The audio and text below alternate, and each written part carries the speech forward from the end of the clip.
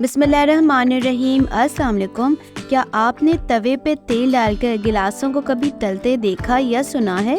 आज तवे के ऊपर तेल डालकर गिलासों को तला जा रहा है, तो वीडियो को आखिर तक देखना लाजमी है ताकि कोई स्टेप रह ना जाए। सबसे पहले स्टेप में एक बर्तन में हम 1 कप मैदा डाल देंगे। इसके बाद हम इसमें डालेंगे तकरीबन ½ टीस्पून से कम नमक डालेंगे और दोनों चीज़ों को मिक्स कर लेंगे। जैसे ही ये दोनों चीज़ें मिक्स हो जाएंगी, इसके बाद हम इसमें थोड़ा सा होल कर हम डालेंगे पानी। बेसिकली पानी डालने का मकसद ये है कि हम इसका जो है वो आटा गूंद लें। तो आपने आटा जो है वो बहुत ज़्यादा सॉफ्ट गूंदना है। आपके पास क्या है कि इसमें ये होना चाहिए कि आपके पास आटा जितना ज़्यादा सॉफ्ट होगा, आपके पास डो उतनी ही बेहतरीन रहेगी और आगे उसके साथ काम करना बहुत आसान हो जाएगा। अब आप ये देख सकते हैं कि आटा कितना ज़्यादा सॉफ्ट हो चुका हुआ है और सॉफ्ट होने के बाद 5 मिनट के लिए छोड़ देंगे। 5 मिनट के बाद आप ये देख सकते हो उसको हमने टेबल पे फैलाकर उसकी एक रोटी बनाना शुरू कर देनी। सबसे पहले हम उसके जो किनारे हैं उसको प्रेस करने के बाद आटा लगाने के बाद हम इसको बेल लेंगे। आप ये सोच रहे होंगे कि गिलास जो है वो छोटे से हैं, रोटी हम इतनी बड़ी बेल रहे हैं। तो इसके बाद हमने क्या करना है, कोई भी कीफ या कोई भी आपने फनल ले लेनी है। बस ये रखना है ऐसा कि आपके पास इसका साइज़ थोड़ा सा बड़ा होना चाहिए। असल में हम क्या कर रहे हैं कि इसको जो है वो हाफ या तो कर सकते थे, या सर्कल्स हम इसकी इसलिए काट रहे हैं ताकि हमारे पास एक स्टैंडर्ड साइज़ की जो है वो गोल जो है चपाती सी तैयार हो जाए। तो इसी के साथ हमारे पास इस रोटी की तकरीबन 4 छोटी छोटी जो गोल चपातियाँ सी रेडी हो चुकी हैं। अब आपने क्या करना है कि सबसे पहले जो है इनको साइड पे रख देना है और इसके बाद आपके पास अगर गर्मी का मौसम है तो डो को साइड बाय साइड फ्रिज में रख दीजिएगा, ताकि एक तो ये बहुत ज़्यादा जो है वो तो पतली ना हो जाए और दूसरा हैंडल करने में आसानी हो। फिर क्या करना है, टेबल के ऊपर जो है ना आपने आटा या मैदा डस्ट करने के बाद आपने इस छोटी सी जो चपाती है या छोटे से जो भी रोटी है, आपने इसको इतना बेल लेना है कि ये इतनी पतली होनी चाहिए जैसे कागज़, यानी कि टेबल का निचला हिस्सा नज़र आना चाहिए। अब आपने क्या करना है कि तवे के ऊपर ना ढेर सारा तेल डाल देना है और इसी के साथ इसको गर्म होने के लिए छोड़ देना। फिर आपके घरों में स्टील के गिलास तो होते ही हैं, तो आपने जो है वो स्टील के गिलासेस जो हैं वो रखना शुरू कर देने। कोशिश ये कीजिएगा कि इनके बीच में थोड़ा सा डिस्टेंस आ जाए। तो मैंने ये छोटी सी कोली बीच में रख दी है ताकि थोड़ी सी जो है वो डिस्टेंस आ जाए और ताकि हमारे पास काम करना आसान हो जाए। अब आपने ये करना है कि जब आपने इसको अच्छे तरीके से रख दिया, तवे को फुल तेज़ करने के बाद चम्मच की मदद से तेल को जो है वो गिलासों के ऊपर डालना शुरू कर देना है। जब आपने 2 से 3 मिनट गिलासों को गर्म होने के लिए छोड़ दिया था, उससे ये हुआ कि गिलास भी गर्म हो गए और तेल डालने से ये होगा कि जब आप ये रोटी सी डालेंगे तो ये चिपकेगी नहीं। है ना, कितनी मज़ेदार और इंटरेस्टिंग सी चीज़ है कि हमने गिलासों को और रोटी को हम इनडायरेक्ट जो है वो फ्राई करें जिस तरह से ये। फिर क्या करना है कि चम्मच की मदद से बहुत धीरे धीरे से जो है आपने इसके ऊपर तेल डालना शुरू कर देना। अब ये सोच रहे होंगे कोई मैं कटोरी चाट बना रही हूँ। नहीं जी, ये कटोरी चाट नहीं है। तो वीडियो को आगे तक देखें ताकि मैं आपको बताऊं कि अगर ये कटोरी चाट नहीं है तो ये छोटी छोटी प्यारी सी कटोरियाँ किस लिए तैयार हो रही हैं। फिर आपने क्या करना है, चूँकि आपके पास ये मैदे का इस्तेमाल किया है, डो बहुत अच्छी बनी हुई थी, बहुत ज़्यादा सॉफ्ट थी। फिर बेलने के बाद जो ये कागज़ की तरह मैंने इसको पतला कर दिया था, तो उसके बाद आप जिस तरह से ये देख सकते हो ना कि जब मैं इसके ऊपर तेल डालूंगी ना तो ये खुद ब खुद एक तो फूलेगी और बड़ा क्रिस्पी सा टेक्सचर आएगा।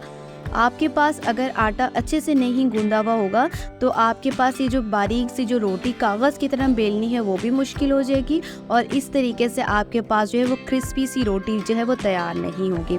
आप यकीन करें, जब इसको खाया तो ये इतनी ज़्यादा सॉफ्ट थी, वो तमाम लोग जो हैं जो बहुत कम ऑयल में पूरियाँ या कुछ फ्राई चीज़ें खाना चाहते हैं तो ये उनके लिए एक बेस्ट रेसिपी है।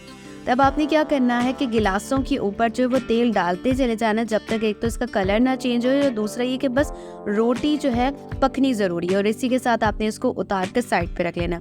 इसकी कुछ इस तरीके से जो वो शेप आ गई थी, जब ये उतार के रखा तो मुझे ऐसे लगा कि जैसे चावल के पापड़ से लग रहे थे, मगर क्या है कि ये कुछ इस तरह से मज़ेदार किस्म की सॉफ्ट सी कटोरियाँ जो है वो तैयार हो गई हैं। इसको मैंने रख देना है साइड पे। अब इसके अंदर फिलिंग जो है हम तैयार करना शुरू करते हैं। 100% तो ये रेडी हो गया, इसको रख देना है साइड पे। बहुत सॉफ्ट थी और इजी टू हैंडल थी और तेल भी बहुत कम इस्तेमाल हुआ। फिर एक बर्तन के अंदर हमने जो है दूध डाल देना है। तकरीबन ये जो ऑल पर्स का दूध है, आप इसकी जगह खुला दूध का भी इस्तेमाल कर सकते हैं। इसके बाद दूध डालने के बाद आपने 1 कप जो है इसमें पानी डाल देना है। और इसके बाद मैं यहाँ पर एक जगह भूल गई थी आपको जो है रिकॉर्ड करना कि हमने इसके अंदर थोड़ा सा प्याज, बंद गोभी, काली मिर्च, नमक जो है वो मैंने डाल दिया हुआ था, जिसके तमाम जो डिटेल है मैं आपको बता ही रही हूँ। तो आज के बाद आपने क्या करना है, थोड़ी सी बंद गोभी आप और डाल देना। जैसे ही दूध में बॉयल आना शुरू हो जाए तो आपने इसमें थोड़े से मटर डाल देने हैं और इसके बाद 1 कटोरी भर कर जो है आपने इसमें मैक्रोनी डाल देनी है। अब आपने क्या करना है कि चम्मच हिलाते चले जाना है और इसको ढक कर पकने के लिए छोड़ देना है। और इतना पकने के लिए छोड़ देना कि साइज़ में डबल हो जाए। 1/2 टीस्पून दरदरी मिर्च और काली मिर्च डालने के बाद आपने इसको अच्छी तरीके से मिक्स कर लेना जैसे आपको नज़र आ रहा है।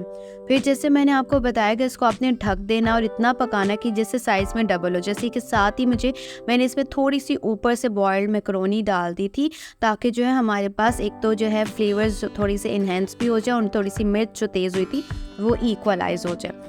इसी के साथ आपने क्या करना है कि आप ये देख सकते हैं काफ़ी हद तक पक चुका है। अभी भी इसके अंदर हल्का हल्का सा पानी नज़र आ रहा है, तो हमने इसको कम्प्लीटली ड्राई नहीं करना। अब आपने क्या करना है कि ये हमारे पास मैक्रोनी तो यहाँ तक तो 50% रेडी हो गई है।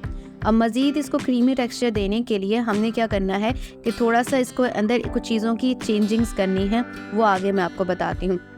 इसके बाद आपने क्या करना है कि जैसे मैंने आपको बताया थोड़ी सी मैंने बॉयल्ड मैक्रोनी इसमें डाल दी थी एडिशनली तौर पे, क्योंकि मैंने देखा कि थोड़े से पर्सन ज़्यादा हो गए हैं और थोड़ी सी मैक्रोनी की इसमें और ज़रूरत आ रही है पेश, तो मैंने बॉयल्ड मैक्रोनी इसमें डाल दी।